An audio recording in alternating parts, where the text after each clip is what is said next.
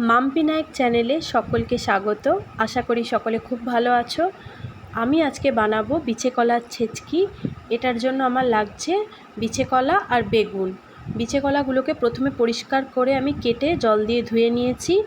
বেগুনগুলো টুকরো করে কেটে ভালো করে ধুয়ে নিলাম। এর মধ্যে দিলাম পরিমাণ মতো নুন আর হলুদ গুঁড়ো। এবার এটা আমি খুব ভালো করে একটু সিদ্ধ করে নেব।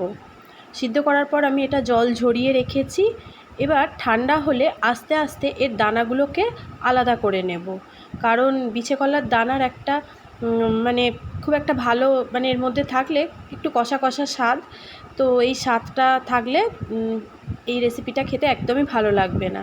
যার জন্য আমি দানাগুলোকে আলাদা করে বেছে নিলাম এবং কলাটা পরিষ্কার করে আলাদা করে রেখে দিলাম। এইভাবে আমার সমস্ত কলাগুলোই দানা থেকে আলাদা করা হয়ে গেছে। বিচে কলা শরীরের জন্য খুবই উপকারী একটা জিনিস। এবার তেলে আমি তেজপাতা আর শুকনো লঙ্কা ফোড়ন দিয়ে দিলাম, একটু কালো সর্ষেও ফোড়ন দিয়ে দিলাম।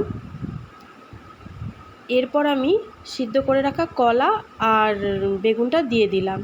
এবার এটা খুব ভালো করে নেড়েচেড়ে ভাজতে হবে। প্রথমে এটা একটু কড়াইয়ের গায়ে বা প্যানের গায়ে একটু লেগে লেগে যাবে, কিন্তু আস্তে আস্তে এটা যখন পুরো মোটামুটি ভাজা হয়ে যাবে তখন আস্তে আস্তে এটা ঠিক হয়ে যাবে।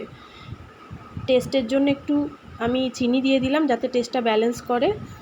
আর খুব ভালো করে এটাকে নেড়েচেড়ে ভাজতে হবে। যত ভালো ভাজা হবে ততই এটার স্বাদ সুন্দর হবে। এবার মোটামুটি আমার এটা রেডি হয়ে গেছে।